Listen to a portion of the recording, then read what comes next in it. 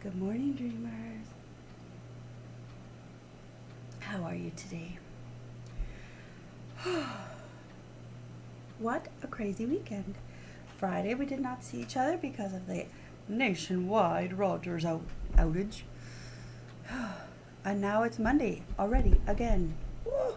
How in the world? How in the world? And it was interesting because I don't even know if you're going to see this because I have to figure it all out. But I woke up to no internet again today, and it reminded me because everything just kind of crashed in, and I was like, oh no.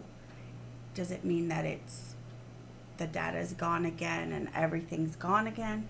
But I can use data, so it's not the same as Friday. But it's our local Wi Fi that's out, obviously, and we'll figure it out. Not an issue. Probably will be figured out before I've recorded this message. But all the things that occurred on Friday, all the what ifs, they flooded back. And have you ever felt that? When you have experienced something, and I'm not saying Friday was trauma, but it was an inquiry, and we had to solve a problem. But especially when it's trauma, when we experience it, if there's something similar to what we experienced before, even if it's not exactly the same, all those emotions can come up. All those things can collide with us, right? And we can think, oh my goodness, this is so similar. And so, yeah, it just reminded me that's when the word trigger is put into play, right? And so when I look at my grandparents' generation, when they came back, when the guys came back from the war, and the women that were there supporting and some fighting, when they came back from the war, any kind of siren would trigger many of them. Those that had shell shock or, I don't know, post traumatic stress syndrome, those sounds would trigger. And often we thought, well, we haven't struggled with mental health until now, and this generation is soft because they're full of anxiety. No, our amygdala part, our stress reactor, is made to protect us. And so if we're not fighting in a war, because we live in a time of relative peace, at least right at the moment, our amygdalas will often create a situation they must protect us from, because that's their job, is to protect us. And then anxiety becomes a rampant plague in our society. We've had to protect ourselves from COVID and from all of the things that come with it. And so our amygdalas are on high alert.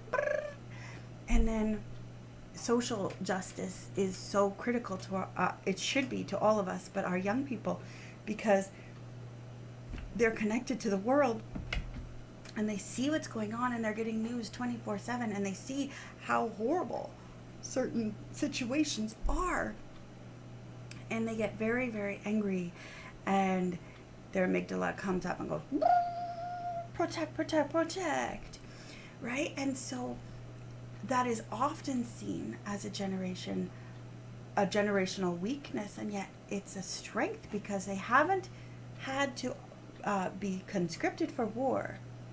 So they will choose their battles, and they will choose what's important to them, and they choose their passions, and they do that by supporting businesses that are key to their passions, or boycotting businesses that are against their passions.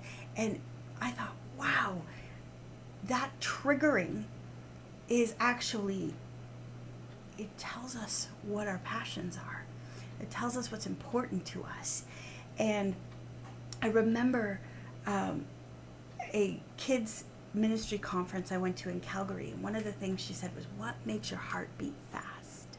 What makes your heart beat fast? Either you get passionately angry or you get passionately excited about something. And I thought, yeah, what triggers that heart beating fast? And my heart beats fast when I don't know where my kids are. My heart beats really fast when I can't get a hold of them, because I know they're either in danger or they've left their ringer off again. And I've asked them and told them. So those types of things make my heart beat fast. But what makes yours beat fast? Because where your treasure is, your heart will be.